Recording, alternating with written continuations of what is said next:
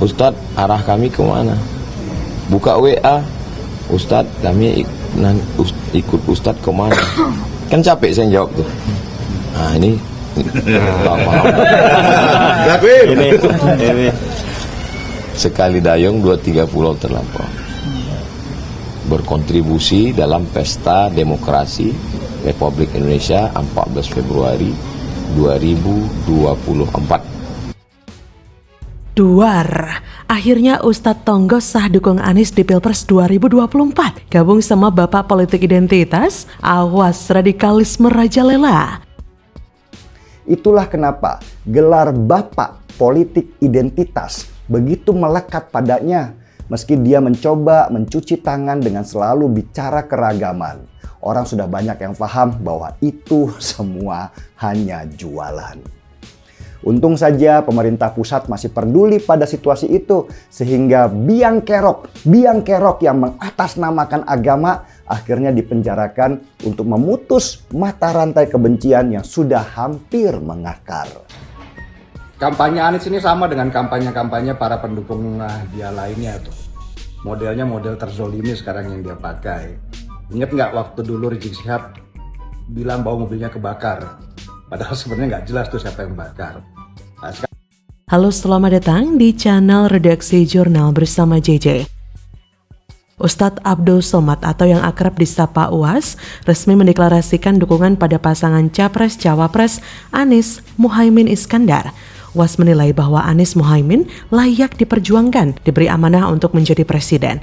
Hal itu disampaikan pada kunjungan Anies dan rombongan pada saat ke Riau.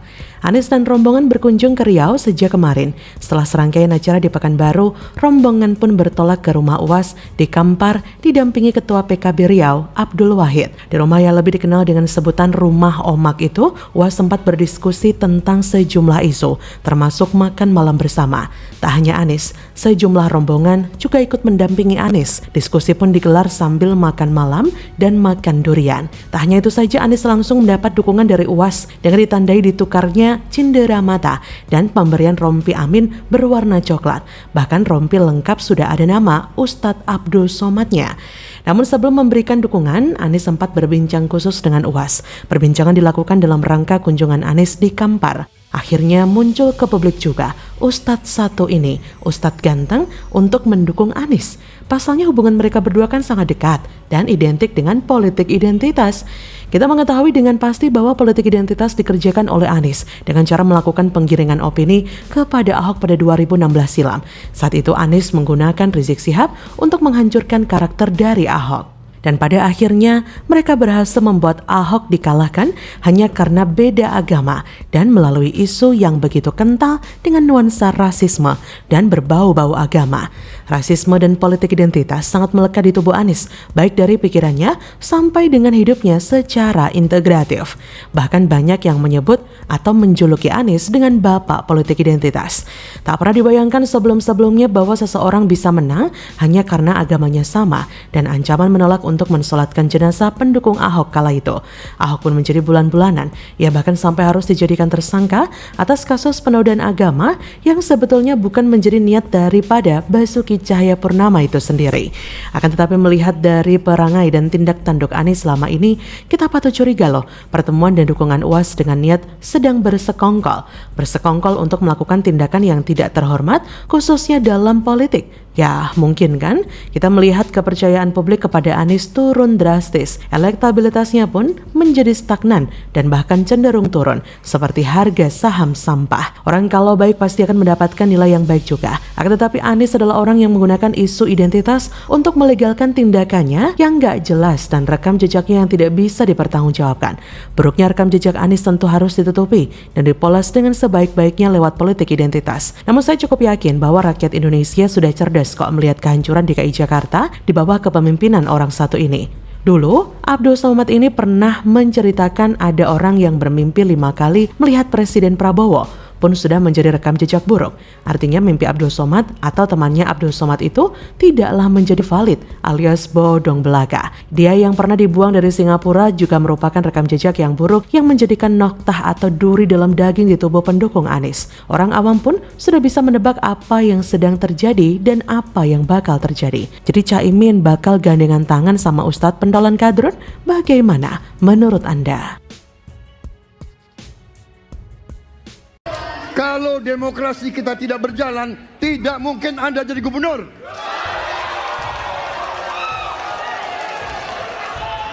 Kalau Jokowi diktator, Anda tidak mungkin jadi gubernur. Saya waktu itu oposisi, Mas Anies. Anda ke rumah saya, kita oposisi, Anda terpilih. Waktu habis, Bapak. Harap tenang, Bapak Prabowo. Baik, para pendukung, kami mohon untuk tenang, para pendukung. Para pendukung. Emosi Prabowo meledak-ledak tak terkontrol. Ogah cipika-cipiki dengan Ganjar dan Anies blunder parah. Dari ketiga calon presiden yang tentunya beradu ide, gagasan, dan juga program-program. Tentunya inilah akhir dari debat pertama Capres 2024. Katanya ada di rapat kabinet, ada capres yang menampar wamen, gitu kan. Ini di rapat kabinet, di tempat terhormat di mana pemerintah menempatkan orang-orang yang saya pikir intelektualitasnya tidak perlu diragukan lagi gitu, karena terus tiba-tiba katanya di dalam rapat itu ada penamparan yang dilakukan oleh seorang capres gitu kan. Tingginya angka pemilih bimbang itu sebenarnya bukan karena mereka bimbang. Mereka itu menyembunyikan pilihan mereka karena nggak mau diketahui oleh lembaga survei yang mereka anggap pertanyaannya itu sudah disetting untuk menaikkan suara Prabowo Gibran. Wah, tapi anggap sajalah kalau survei-survei itu benar, membahagiakan orang kan ada pahalanya. Halo, selamat datang di channel Redaksi Jurnal bersama JJ. Pegiat media sosial John Sitorus memberikan tanggapan soal debat Capres nomor urut 2 Prabowo Subianto Selasa 12 Desember 2023. Lewat akun Twitter pribadinya, John menyebut Prabowo lagi-lagi blunder. Prabowo diketahui menolak cipika-cipiki dengan Ganjar dan Anies Baswedan. Mungkin ini karena emosi dan ngambek dihajar terus-terusan selama debat berlangsung. Panggung debat malam itu menurut John benar-benar hanya milik Ganjar dan Anies. Bukti pertarungan gagasan sangat menentukan kualitas isi kepala. Bukan hanya Prabowo yang terlihat emosional, wakilnya Gibran Rakabuming Raka juga terlihat begitu emosional.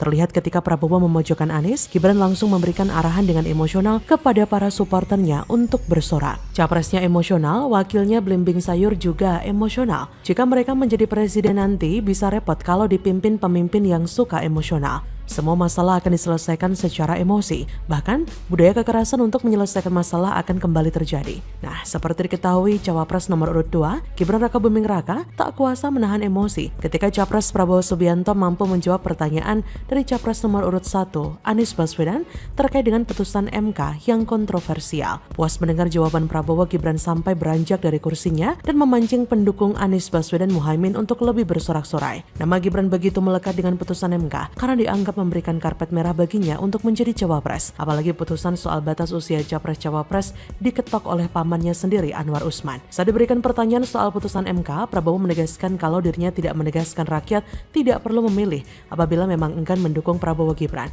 Kepada Anies, Prabowo menegaskan kalau dirinya tidak takut apabila tidak memiliki jabatan. Mendengar jawaban Prabowo, Gibran langsung berdiri, menggerakkan tangannya seolah memancing para pendukung Anies untuk lebih kencang dalam bersorak. Wajahnya terlihat begitu antusias seolah melepaskan emosi yang dipendam. Aksi Gibran memantik beragam komentar dari warganet di platform X. Menurut warganet, perilaku Cawapres Gibran seperti halnya anak kecil, benar-benar belum matang secara mental dan sangat belum dewasa. Gibran seperti tidak memiliki rasa malu, padahal dia menjadi cawapres akibat merubah dan mengakali konstitusi di KPK. Melakukan kesalahan tapi malah bangga dan bersorak-sorai. Etikanya sudah nggak ada lagi. Urat malu belimbing sayur sudah putus. Di sisi lain, yang dilakukan Prabowo yang emosian merupakan sesuatu yang sulit dipahami. Apa yang dilakukan Prabowo dengan menunjukkan sisi emosionalnya, seperti menunjukkan bahwa ia berusaha memposisikan dirinya sebagai penyanjung Presiden Jokowi, sekaligus pelindung bagi cawapresnya yang merupakan putra dari Presiden Jokowi, yaitu Gibran Rakabuming Raka. Dengan membandingkan gaya berdebat para capres, sepertinya publik sudah mulai memilih siapa yang paling siap meneruskan kepemimpinan Jokowi dalam 5 tahun ke depan, sebagaimana tercermin dari elektabilitas capres yang terakhir dirilis para lembaga survei. Pasangan Ganjar Mahfud barangkali menjadi pilihan paling wajar, namun dengan catatan bahwa mereka akan mengakomodasi usulan dan buah pikiran para kompetitor sebagaimana tergambar di acara debat capres tersebut. Gaya demokrasi yang ditunjukkan oleh Ganjar memperlihatkan bahwa kompetisi politik tidak akan menyurutkan kebersamaan para calon pemimpin bangsa. Bagaimana menurut Anda?